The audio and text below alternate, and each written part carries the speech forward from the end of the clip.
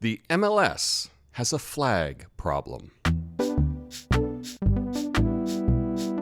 Hi, thanks for watching. Today I want to talk about what's going on in Major League Soccer. There have been a couple stories over the past week that deal with fans and their flags. Now, we've got two different examples from different political ideologies, but I'm just going to give you the gist of what's going on. In Salt Lake, their team, Salt Lake Real, someone has been going for years and years with his wife, and they would wave a Betsy Ross flag because they love America, is what they said. And apparently that flag is now problematic. It's been tied to some right-wing ideology, and so therefore no one can wave the original American Betsy Ross flag. Okay.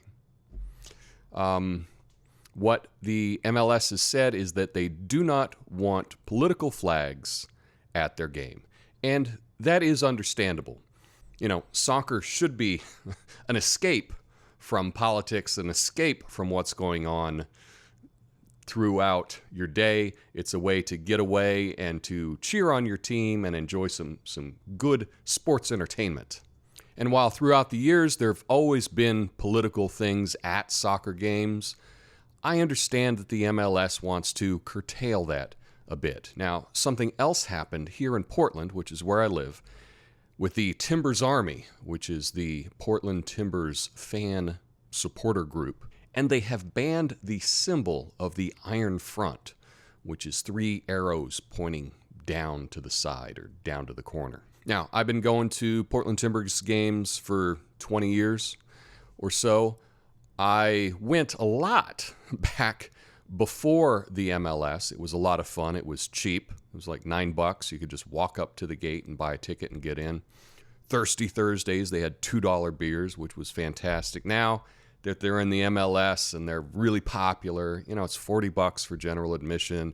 Then you got ticket fees on top of that. And, you know, beers are, I don't know, $12 or $15 or something insane like that. It kind of priced me out. Now I'm just going to University of Portland. It's a nicer experience, but that's just a side note. But they've always had some political flags at Portland Timbers events. It's, you know, it's part of the community. It's part of what it is. They've always waved rainbow gay pride flags. They've always waved the anti-fascist flags. There's always been kind of this left-wing ideology that has been in parts of the fandom of the Portland Timbers, as far as I can remember, as long as I can remember. And now MLS is saying that they do not want political flags at their events. They suspended a couple fans 3 games for waving a big Iron Front flag. And a lot of people are upset about this. But let me give you my take, okay? It's a flag. It's not the end of the world. I understand if a business doesn't want politics being brought into their business. It's much like at a nightclub, right? You can be denied service for what you're wearing. You know, there's dress codes. There was a recent thing here in Portland that a guy showed up and he had, you know, a whole bunch of chains with medallions, and they asked him to put a few of the chains away. They were like, hey, can you limit it to 1 or 2 chains? And he said, no, you're racially profiling me, and he's suing the bar. But that's just current year, right? That's what happens. And it's hard for me to make this video without doing a really derogatory voice of someone whining and acting like a child because they don't get to wave the flag that they want to wave.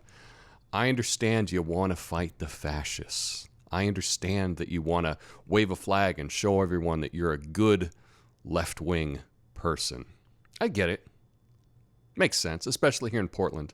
But I also understand that a business does not want politics being all over their product. And I think it's fair to ask someone to not wave political flags. I think earlier this year, someone had a Trump 2020 flag, and they kicked him out for that. So They don't want politics in their soccer game. They want it to be an escape from politics, if you will. And I think that that's fair. And like so many things, it's going to come down to, well, where do you draw the line? Well, you draw lines, right? There are lines drawn. There are limits to things. And if the MLS doesn't want political signs, then they don't have to have political signs or political flags in their stadiums.